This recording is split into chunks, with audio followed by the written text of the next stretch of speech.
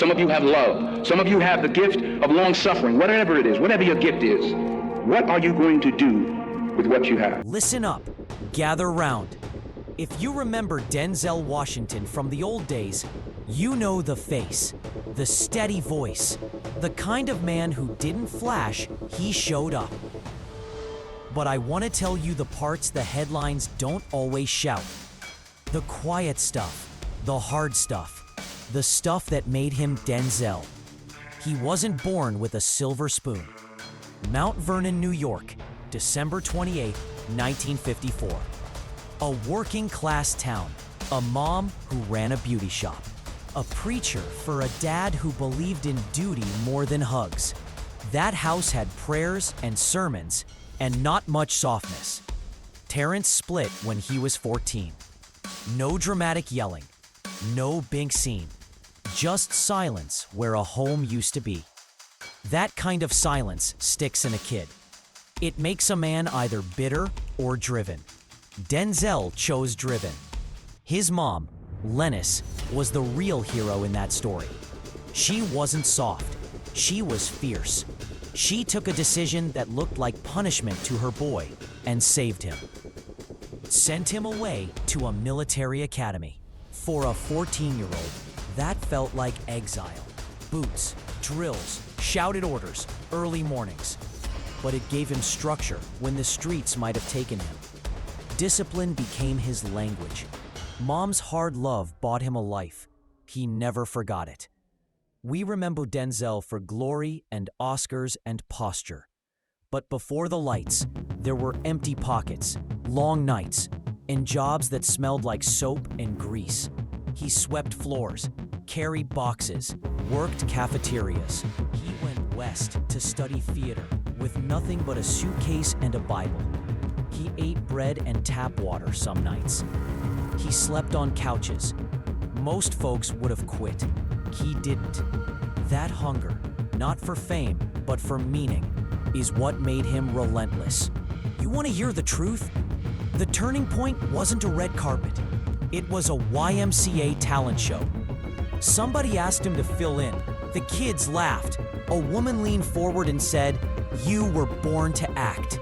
That's all it took to crack open what was already in him. He switched his major to drama and never looked back. From Wilma to St. Elsewhere, to Glory and Malcolm X, every role carried a piece of his life. He didn't just act courage or pain. He'd lived both. But here's the part that matters to folks like us. Denzel turned down the easy sell. In the mid-'80s, he walked away from a role that would have made him rich and empty. He took advice from Sidney Poitier, a man who knew how Hollywood could chew you up, and said no to the cheap fame that boxes you in. That decision, that's character.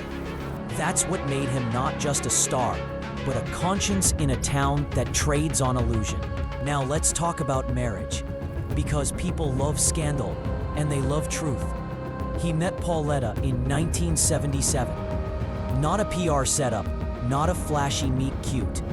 They bumped into each other at work, and then again in Atlanta. She paid for the first date. That told him everything he needed to know. They married in 1983 in a small chapel. No lights, no cameras. She stayed when the work took him away. She raised the kids, ran the house, and kept the faith. He always says she did the heavy lifting. That's the real story, the unseen partner behind every man who seems unbreakable. And Denzel didn't forget where he came from. He gave back, quietly, a man who helps without the camera. Chadwick Boseman, that kid's path to Oxford summer study, Denzel signed the check, quietly, in the night. No headlines, no fuss. When Chadwick thanked him on stage years later, Denzel just bowed his head.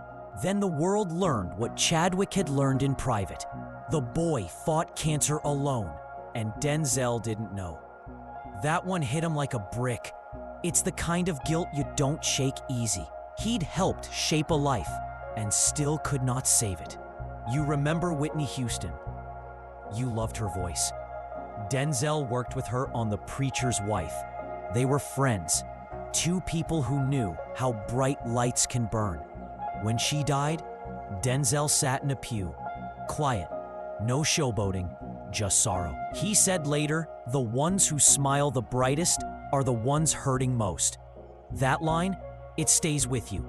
He learned the hard way that people need you to check on them before the phone call comes that changes everything. Even the tough guy roles, Training Day, The Hurricane, Man on Fire, they're built from his scars. He takes pain, polishes it, and hands it back to the world as truth. But make no mistake, triumph costs a man. Sleep, time, family dinners missed. He's admitted it. He missed stuff, but he tried to come back better, to be present when he could. He learned that presence is greater than applause. At 70, Denzel's not chasing youth. He's friendly with time. He's aware of his body. The heart procedure years ago reminded him that even the toughest heart needs tending. He's got a quiet fear of heights now. He jokes about shooting those scenes first. That's not weakness. It's wisdom. Courage is doing the job even when your knees ache. That's the man our kids should watch. He's built a life that's not loud. A Mediterranean villa in Beverly Hills, a second place in Century Woods. Cars that don't scream for attention. Money? Sure, around $300 million by most counts. But he didn't hoard it for show. He gave to causes that mattered. Boys and girls clubs, scholarship funds, veterans, education. He's the kind of man who gives in the night and lets the good speak for itself. And family, they're his prize. 4 kids, John, David, Katya, Malcolm, Olivia, and grandkids running barefoot across the lawn. He reads scriptures at dawn. He grills on Sundays. He prays more than he argues. After all those years, his marriage hums low and steady. That kind of lasting love in Hollywood, it's rare. It's worth remembering. Now, let's be clear about the hidden truths the tabloids don't like. He's had choices.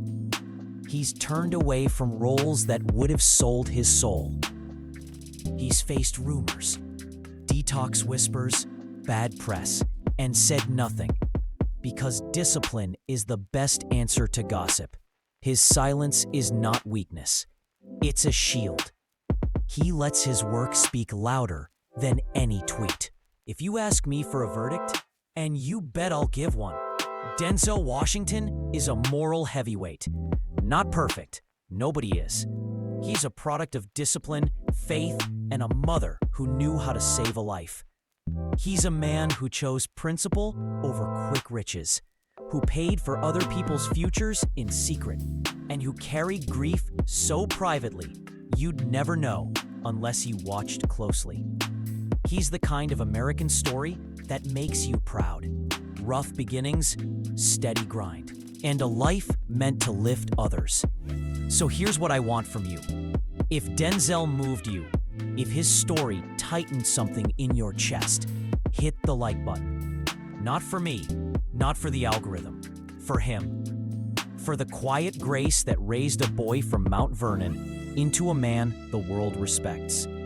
For the mothers who sacrifice, the wives who steady, the mentors who whisper truth, and the angels who leave without warning.